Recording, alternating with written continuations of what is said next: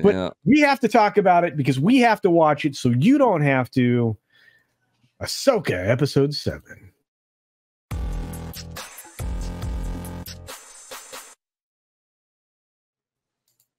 Oh, What was that? man. I don't know. So Ahsoka episode 7 happened. I waited till the last possible moment to watch it before anybody would want me to be responsible for paying attention to it, which means I watched it this morning, very early. My takeaway was, why is there so much stupid in Star Wars now? Why?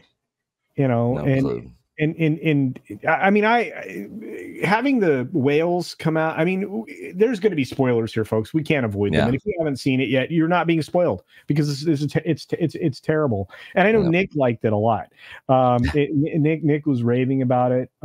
But it's incredibly dumb. Nick, do you want to break down the episode? This is your specialty. Yeah. So there was a super chat earlier in the show talking about our review video. So we kind of trolled our viewers a little bit by starting the episode off saying this was the best episode ever. Coach was giving a 10 out of 10. I was like, man, it's not quite 10 for me, but man, I give it a solid 9. This was awesome. Finally, we're not going to be complaining about Ahsoka. Then we just went into our review and we pretty much shitted all over it, the whole episode.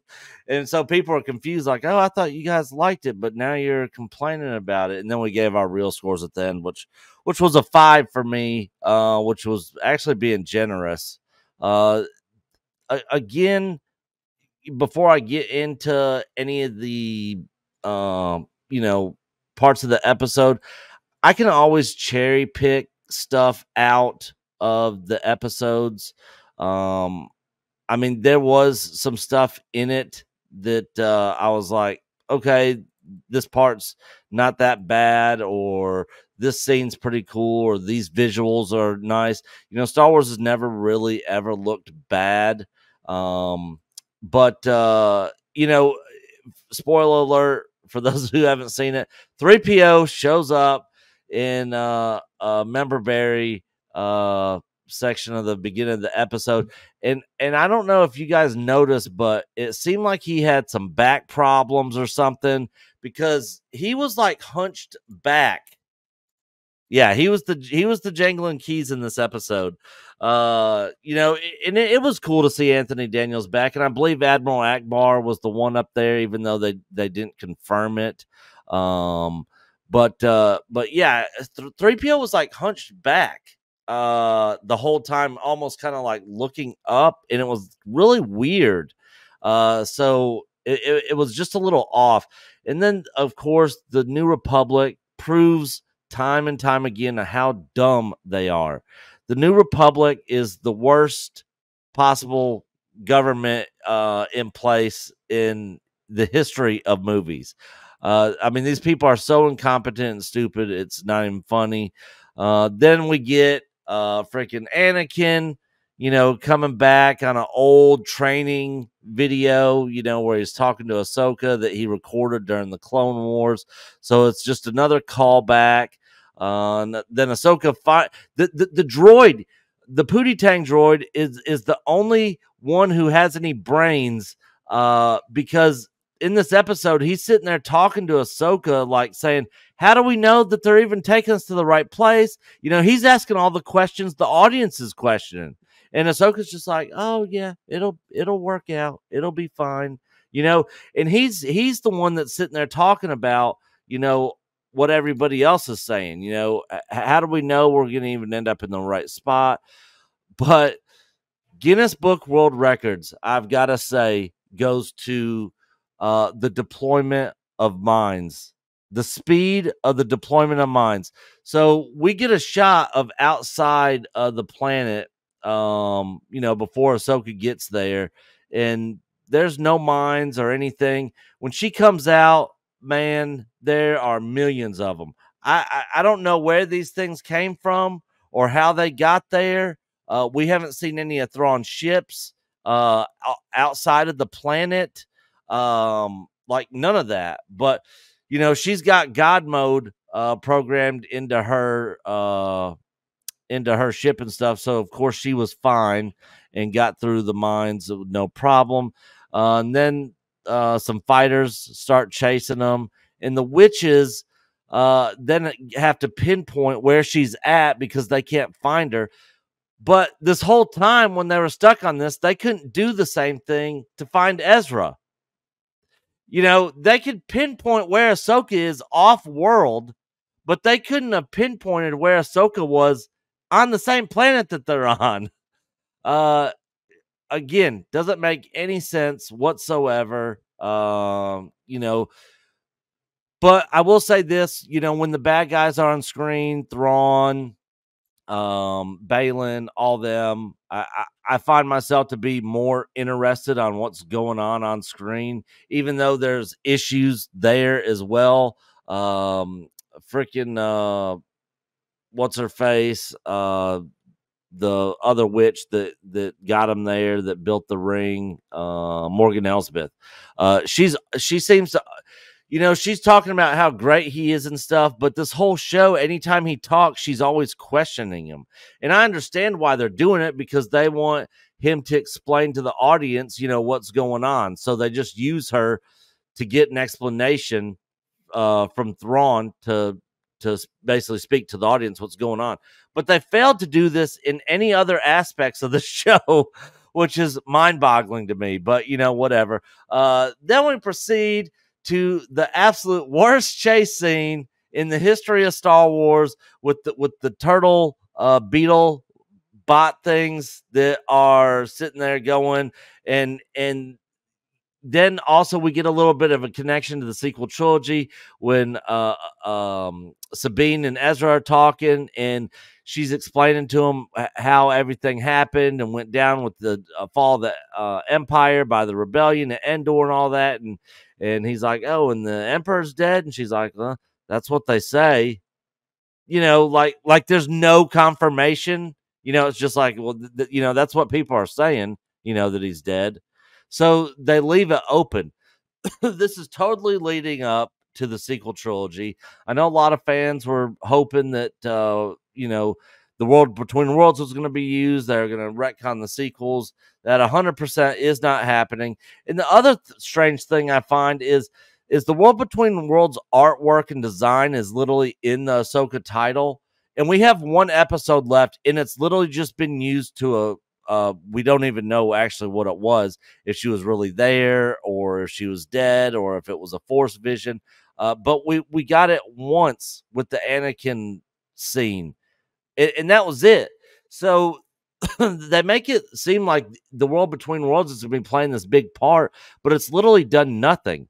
And then she was supposed to become like Ahsoka the White after that, like Gandalf, but she's pretty much the exact same. Her demeanor is the same. It's right back to same old with her. Her fight with Balin, she doesn't seem to be any better. Pootie Tang Droid has to come and drop some bombs and stuff so she can escape. But let's see. After that, what happened after that? Oh yeah, this was another dumb thing in the episode. Ezra decides to not take the lightsabers from Sabine and says he's just going to use the Force. She's got blasters. She's got her Mando gear and all the little gadgets that come with that. He has nothing, but he's not going to take the lightsaber. So he's like anti-gun now, or anti-weapon, like, oh no, I'm not going to use, any weapon. The Force is my ally. So he's doing like martial arts and Force pushes and pulls and that sort of thing. But then once all the fighting is done, and before I get to that, one other stupid thing that just came to mind. Ahsoka's ship flying through all this, these ships are just constantly shooting at her, and they're constantly behind her the entire time. The whole time, even when Pootie Tang Droid takes over to fly, they're still just behind her. In Star Wars, when somebody was behind you, you felt some sort of danger, like in the first Star Wars. They had to hurry and get the coordinates in to jump to hyperspace when they left Tatooine. In Empire, 3PO was like, one more hit on the back quadrant, and we're done for. And he's like, turn the ship around, throw all the shields towards the, basically the front of the ship. And, they had to engage and come up with another plan, which was to attach themselves to the Star Destroyer. In this, there's none of that. There's literally none of that. He just flies, and we just see them constantly shooting. Then, of course, after it's all said and done with, they let freaking the little poodle dog woman, Balin's little sidekick, whose name I always forget because most of these characters are forgettable. They just let her go at the end, like so she can try to kill him later, I guess. Ahsoka stops Sabine from going after her. Like, why are you not taking her out? She's been trying to kill you guys the whole time, but you're just going to let her go? Well, it just, so much of the show doesn't make sense. I hate this show. It's dumb, and I can't wait for the last episode to be done with because we're not going to get any Star Wars for a while, and we can actually move to talking about other things on our channel, which is precisely what we're going to be doing, such as One Piece, which is going to be the next thing we jump into right after Ahsoka ends. But yeah, guys, if you like the show, great. But for me, I demand better for Star Wars, and this just it's just not good. It's just not good. I think you're still being kind. It's just not good. It's terrible. It was, and again, I mean, it goes back to the conversations that I've been having elsewhere. I'm like, I'm literally forcing myself to watch this. It's like literally forcing myself to eat pineapple pizza. That's what this is. This is candy corn. This is candy corn to me. It is that bad. But it's infuriating because they have all these resources and they have some of the look and feel, right? Although things still are too new. Things are still too new. Shiny stormtrooper armor on the zombie stormtroopers and all the other things that go along with this. That was something else that I realized during this episode was, I guess these stormtroopers aren't the zombie stormtrooper army, because when they were getting shot and killed, there was no smoke or anything coming out of them. They were just dying like regular stormtroopers. So something else must be going on. I think these stormtroopers are actually, actual real people inside.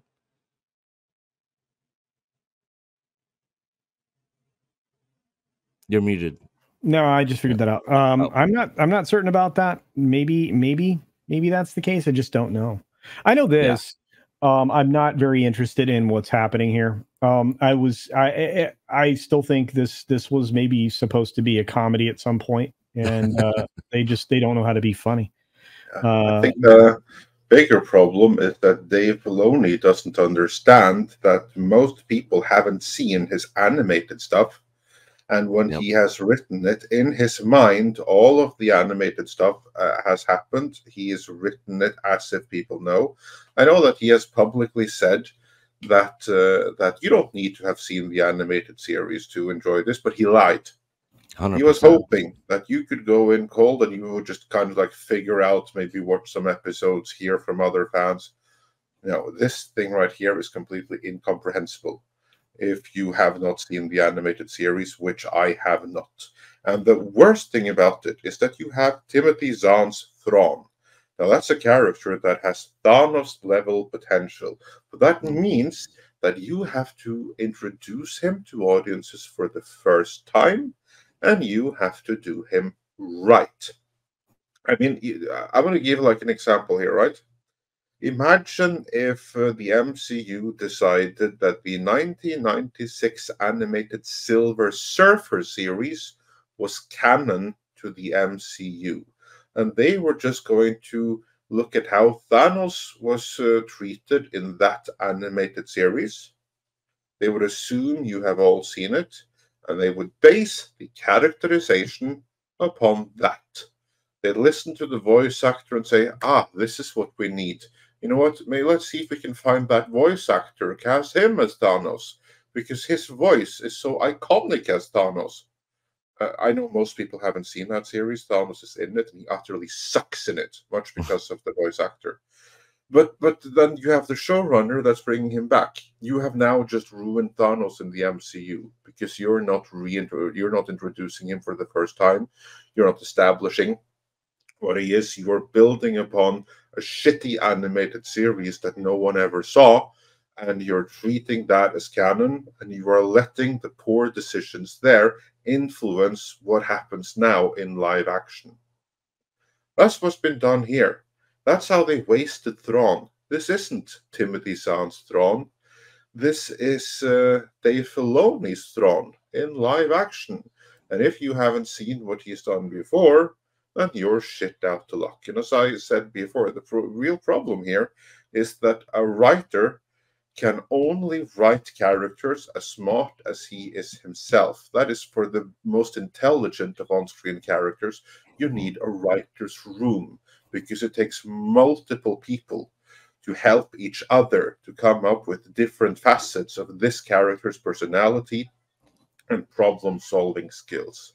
You don't have that here. You have one writer who is trying to make it come off that Thrawn is this strategic genius who thinks in completely different ways. No, he doesn't. He thinks like a complete retard. Yeah. He strategically made them waste time. Ooh. Well, yeah. Look, I mean, and again, I mean, I'm with Paul Chatto and many others who just said this was ridiculous. How do you call this a win? I mean, you know, well, because they wasted time. Well, so did you, dummy, and you wasted resources and other things, you know, so you could load up your, you know, your moving van and hustle back to, you know, a galaxy that you would rather be in. Yeah, I mean, when they were moving those crates or whatever it is they're moving, I mean, did they feel like they were under any threat of moving that stuff onto the Star Destroyer from the turtle people? Why the hell were they moving? What's the stuff they were moving? Why were they moving it now? I mean, were they in a rush? Did they have loads of stuff on the surface or something? Were they in a rush to leave? Did they not have pretty much everything in the Star Destroyer before? The hell was their need to move? Yeah, no, we don't know yet. I guess we'll find out in the last episode. Like, you think? Because I don't think we'll ever find out. I think that these are some mystery crates that needed to be moved, although I don't see how. They should have been inside of the Star Destroyer. They presumably were already secured for travel in the Star Destroyer. So what the hell do you need to move anything for? Yeah. I have no answers, and nor do I care anymore. So, I mean, and that's, I feel like that's where everybody's at this point. So I don't feel like I'm abandoning anyone. I'm going to watch the last episode, and then I will never watch it again. In fact, I will make certain to not watch Disney Star Wars going forward because it's that bad. And I think the audience agrees with me. The only good thing about it is Baylan Skoll, and that's not because of the writing. That is because of the charisma and the grandeur that Ray Stevenson brings to the role. Because really, all you have is a role that is slightly mysterious. If it was any other actor, no one would care about Baylan Skoll. But they did a stroke of genius in hiring Ray Stevenson.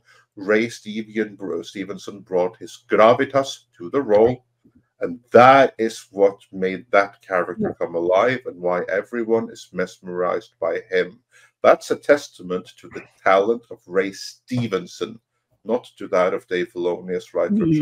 You're spot on. I mean, in this, he's a menacing guy. He's a big guy. It's not like he's small. Look at all the ladies around him. He dwarfs them. The fact that he's not throwing Ahsoka around like a ragdoll still blows my mind. But that's not here nor there. He did kick your ass in combat twice now. I mean, that's not. That is pretty significant, isn't it? Usually, you can never have a man defeat a woman in modern day Star Wars. Stevenson did twice. Yeah, I thought the best part of the episode was the conversation that Baylan and Shin Hati had when he was talking about Chihuahua. You mean? Yeah. Chihuahua. Yeah, Chihuahua, Shin Chihuahua. But yeah, the conversation that they were having, where he ends up basically telling her, you know, he's got his own thing that he's doing, you know, and for her to go on and take her place, you know, in the Empire and all that. That conversation between them, I thought was the best part of the episode. Even though it was short. Disagree. I thought that was the dumbest part. You know why? Because she has joined her master now to a different part of the galaxy, where there's a very different where you don't really know if you're going to get back. If you're going to get back, it's going to be with Thrawn. Here's the thing: Thrawn doesn't care one iota about the little Chihuahua. The one he has respect for and is interested in is Baylan Skoll. If she comes back to him and she says, "Well, I am now at your service, master," he's going to be like, "What the fuck are you? I don't care. Just go over there, hang with the turtle people." That's a good point. She should be like, "What the hell do you mean? Where are you going? You're going to leave me here alone?" I don't know that Thrawn is going to want me. He has his own stormtroopers. You disappear, he's going to be questioning your loyalty. Why do you think he's going to think I'm more loyal? If anything, he's going to take your disappearance out on me. That's what a logical writer would have said here. These are the kind of questions that she should have wrote. These is like natural things, because basically you were two people. One of them just ditched Thrawn. You think Thrawn is going to be happy with the other? The lesser of the two that he didn't care about in the first place? Why is she so happy taking off on her own? What she's going to do? And earlier in the previous episode, he did say, like, he basically didn't care about either one of them, and that if they weren't back, you know, oh well, they're going to be left there, you know. Yeah, I thought that was completely ridiculous, utterly ridiculous. That whole thing, like, yeah, you need to be your own person, so bugger off in a distant galaxy with no way back, other than with these people who probably don't want you. Well, we have people adding to this conversation. Black Saber for $2 says it's Filoni's felony against Star Wars right now. Yeah, I agree. Thank you for the fan funding, the $2. You guys support this show with super chats like this. You contribute, and you get a chance to be in the clips that were released, because this show will be removed, and the only way to find it is going to be in clips over on Mr. H's alternate channel. We've got Space Dave for a Canadian $2 saying, "I agree with Andre. Filoni is a buffoon. So is Thrawn." Andre, I think you have a lot of fans in the chat right now. Oh, thank you. I appreciate that. But really, it's really just a matter of seeing what is there, both in contracts and on screen in this case. And in this case, we are dealing with Dave Filoni, who thinks that everyone has seen his animated stuff, so he can safely build on it. Really, what he's building on for live action for an adult audience now is that he's treating animated series for kids as canon. Now, I know there are many brilliant animated series for kids. Lord, no, I have my kids series that I like to watch too.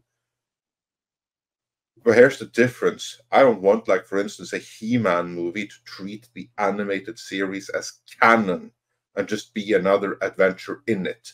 I mean, yeah, it would be cool and all, but you'd have to budget it accordingly, because it would be super duper niche. It would be for me and 50 other people. Well, aren't they kind of in that position? Yeah, but aren't they in that position already? I mean, this is incredibly niche. Yeah, that's what I mean. They are in that position. That's what they've done. But they have budgeted something that's super niche and given it the AAA treatment with a $200 million budget. You've a series with less than 1 million viewers per episode is the direct homework and lead-in to this $200 million project. It's just insane. It's insane.